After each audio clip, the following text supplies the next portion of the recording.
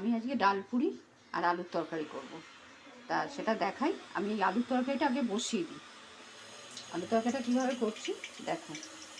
এই কড়াতে প্রথমে তেল দিলাম, তার আগে এই আলুটা আমি আগে কেটে ডুমো ডুমো করে কেটে নিয়েছি। এই যে ডুমো ডুমো করে কেটে নিয়েছি। এবার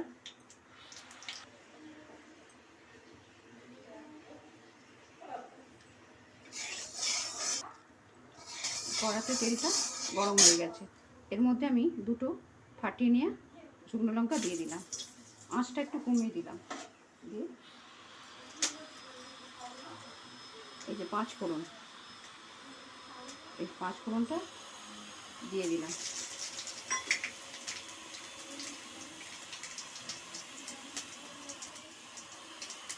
আর একটু হিং, এই যে হিং দিয়ে দিলাম। দিয়ে একটু সুন্দর গন্ধ বেরিয়েছে। এবার আমি আলুগুলো দিয়ে দিলাম।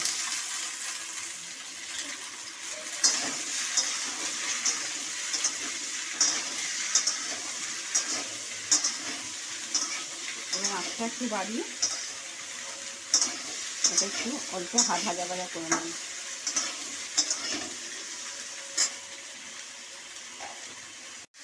এবার দেখো এটা খুব মানে বেশি ভাজবো না, হালকা ভাজবো। দিয়ে এর মধ্যে হলুদ দিলাম, এটা বেশি হলুদ দেবো না, মানে একটু সাদা সাদা মতো তরকারি হয় না দোকানে, সেই রকম। নুন দিয়ে দিলাম।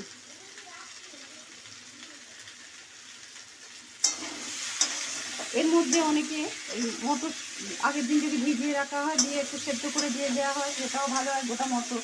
তারপরে এই মটর ডাল দিতে পারো, কিন্তু আমি এসব দিলাম না, আমি শুধু আলু তরকারি করলাম। এবার একটু নেড়ে চেড়ে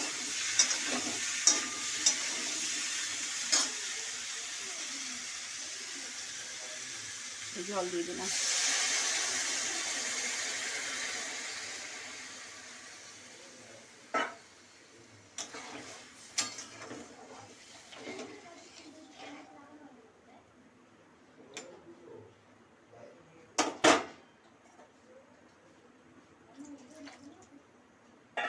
দিয়ে ঢাকনাটা চাপা দিয়ে দিলাম, একটু হোক।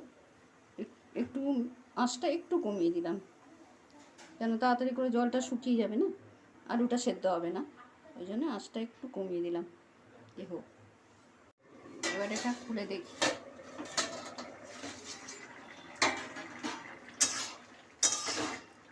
আলুগুলো গলে গেছে। এবার এতে আমি অল্প একটুখানি মিষ্টি দেবো, চিনি হালকা একটুখানি, তাহলে স্বাদটা একটু বাড়বে। দিয়ে এর মধ্যে একটু ভাজা মশলা আমি দিয়ে দিলাম।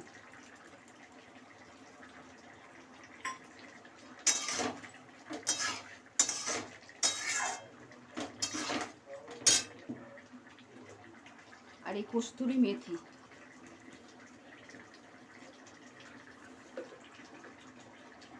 এই যে এটাকে আমি হাতে করে একটুখানি গুঁড়ো করে নিলাম।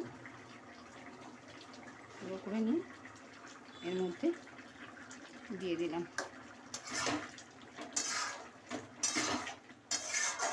এটা আলু ভীষণ না, একটু জল জল করে না পারলে আলু জলটা পুরো টেনে নেবে না, নিয়ে শুকনো হয়ে যাবে। আমি এবার এটা হয়ে গেছে, এবার এটা নামিয়ে দেবো। এটা আমার এই আলুর তরকারি হয়ে গেছে। এবার তোমরা এইভাবে বানিয়ে দেখো ভালো লাগে কি না। ভালো লাগলে অবশ্যই মানে চ্যানেলটাকে সাবস্ক্রাইব করো, আর তোমরা কমেন্টে আমাকে জানাও। আমি এইভাবে করি, একদম দোকানের মতো খেতে হয়। এবার ডাল পুরিটাও এর সঙ্গে করবো, দেখাবো। এই ডালটা আমি ছোলার ডাল সেদ্ধ করে নিয়েছি। সেদ্ধ করে নিয়ে আমি একটু শিলেতে বেটে নিচ্ছি।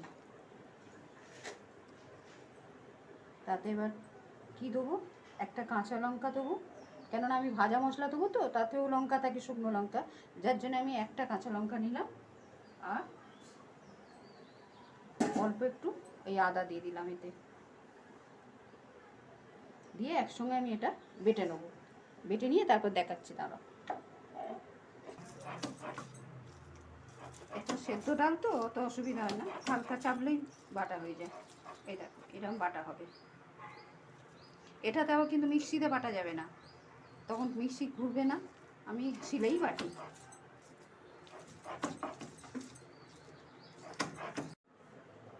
এই ডালটা বাটা হয়ে গেছে। এবার এতে কিন্তু এই খানিকটা সাদা নুন অল্প দিলাম, এই যে এই বিট নুন,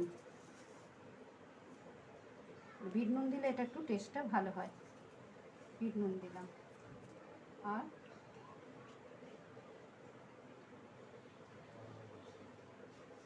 হিং, হিং দিলাম। আর এই যে ভাজা মশলা, ওই আমি বলেছি না আমার সবসময় গোটা ভাজা মশলা আমার ঘরে তৈরি করা থাকে। আমরা সব জিনিসে একটুখানি মুড়িতে বা আলু কাবলির মতো করলেও বা যে কোনো জিনিসে আমি এটা ভাজা মশলা দিই, তা সেটা দিলাম। দিয়ে এতে আর এতে একটু অল্প একটু সামান্য একটু চিনি দিলাম, টেস্টটা ভালো হবে। আর এই ভাজা মশলাটা যে কীভাবে করেছি সেটা তো তোমাদের আগেও বলেছি, আবার একবার বলে দিই যে এটাতে শুকনো লঙ্কা আছে, গোটা জিরে, গোটা ধনে আর গোটা গোলমরিচ আর একটু মানে গোটা গরম মশলা, যেমন ছোটো এলাচ, দারচিনি, লবঙ্গ, এগুলোকে দিয়ে হালকা শুকনো কড়ায় ভেজে নিয়ে এটাকে আমার গুঁড়ো করে আমি বেশি করে রেখে দিই, কেন এটা আমার সবসময় লাগে তো ওই জন্য আমি বেশি করে করা থাকে, তাই সেটাই আমি দিয়ে দিলাম। দিয়ে এটাকে ভালো করে মেখে নেবো, মেখে নিয়ে আমি কষে নেব, সেটা দেখাবো তোমাদের। দেখো কীভাবে করি। এই কড়াটা বসিয়ে দিয়েছি গ্যাসে, এবার আমি ডালটা সাঁতলে নেবো। ডালটার সাথে আমি তেল দিয়ে সাঁতলাবো না, আমি এই ঘি দিয়ে সাঁতলাবো।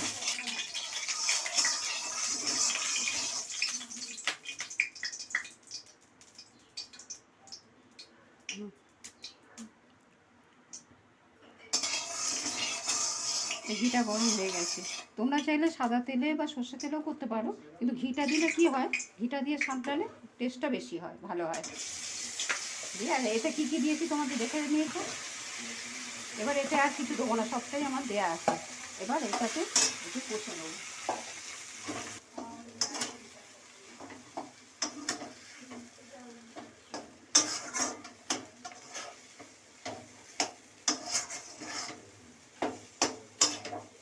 বেশি ভাজবো না, এটা বেশি শুকিয়ে গেলে কী হবে, পুর দেওয়ার সময় অসুবিধা হয়ে যাবে, ওই জন্য যার জন্য একটুখানি হালকা করে নেড়ে নেবো।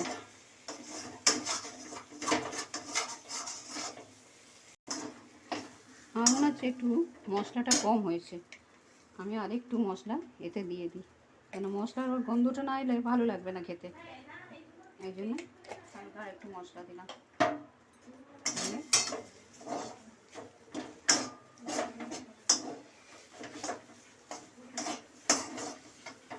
হয়ে গেছে, এই তলাটা আটকে যাচ্ছে, লেগে যাচ্ছে, এবার আমার এটা হয়ে গেছে, এবার এটা নামিয়ে নেবো। দেখো এবার আমি কীভাবে কুর্তি, কটা কুর্তিয়ে নিই। এই যে এই ডালটা সাঁতলেছিলাম, সেই ডালটা দিলাম,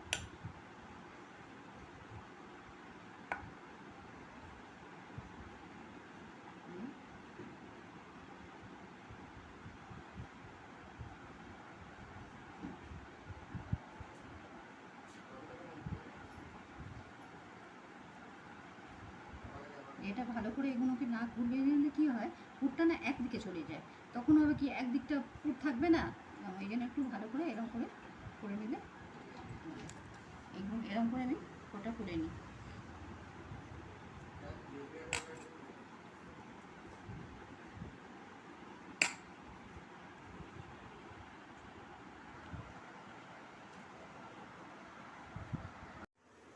এই কড়াটা বসিয়ে দিয়েছি, এবার এতে তেলটা দিয়ে দিলাম,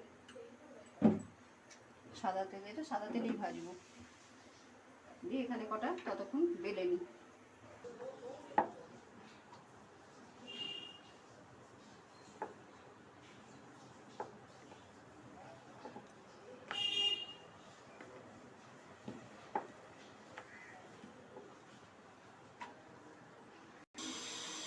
এবার তেলটা গরম হয়ে গেছে।